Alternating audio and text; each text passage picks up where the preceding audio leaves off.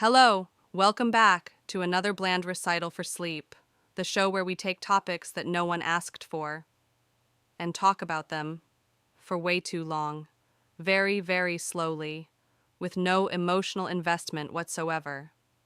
Tonight's tale is the complete history of paperclips. Yes, paperclips.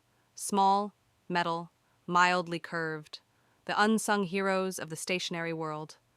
Take a deep breath, adjust your pillow, unclench your jaw, and prepare to be gently underwhelmed.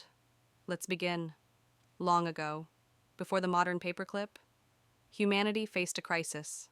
A paper crisis. Not the kind where there's no toilet paper. The other kind.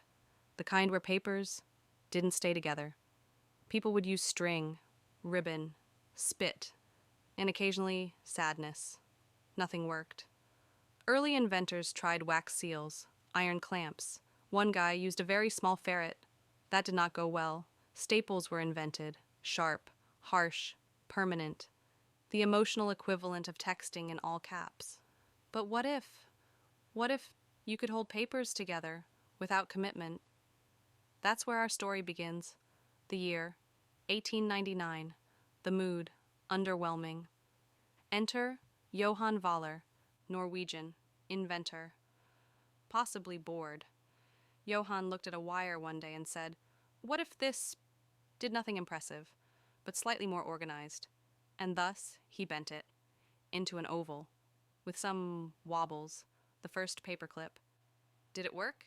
Kind of. Did people care? Not really, but he patented it anyway, as one does when one is Norwegian and mildly optimistic. Now let's talk styles. You may think there's one paperclip, you sweet summer child. There are many. Let's begin with the gem style clip, the classic, the icon, the Beyonce of office supplies. No one knows who made it. It just showed up, like an unpaid intern with no personality. Then we have the owl clip, not shaped like an owl, just emotionally distant. Probably reads Kafka, the non-skid clip, for documents that simply can't sit still, like a toddler with sugar, or your thoughts at 3 a.m., and then the butterfly clip. Pretty, pointless, just like most tattoos. Paperclips have also been to war. Yes, war. During World War II, Norwegians wore paperclips on their lapels as a sign of silent resistance, because nothing says down with Nazis like mild office tension. They clipped, and they conquered, kind of. Well, they felt slightly better about things, which is something. Now let's talk about Clippy. You remember Clippy. Microsoft's little metal gremlin popped up uninvited, said things like, "It looks like you're writing a letter," even when you were clearly just crying into a Word doc. Clippy was eager, helpful, deeply unwanted. Eventually, Microsoft removed Clippy, but he still haunts us, in spirit and in memes. Rest in peace, weird animated punctuation ghost. So, what is a paperclip really? A metaphor? An idea? A bent wire with dreams? It doesn't staple. It doesn't glue. It just hugs your papers. Gently, respectfully, like a friend who never texts first. Let us take a moment to reflect. Picture a drawer, a junk drawer. You open it. There they are, tangled, dozens of paperclips, all born into chaos. None remember how they got there, and yet they remain, quiet, unbothered, bent in ways they shouldn't be, but still loyal. Some believe paperclips are multiplying. No one buys them, and yet they exist.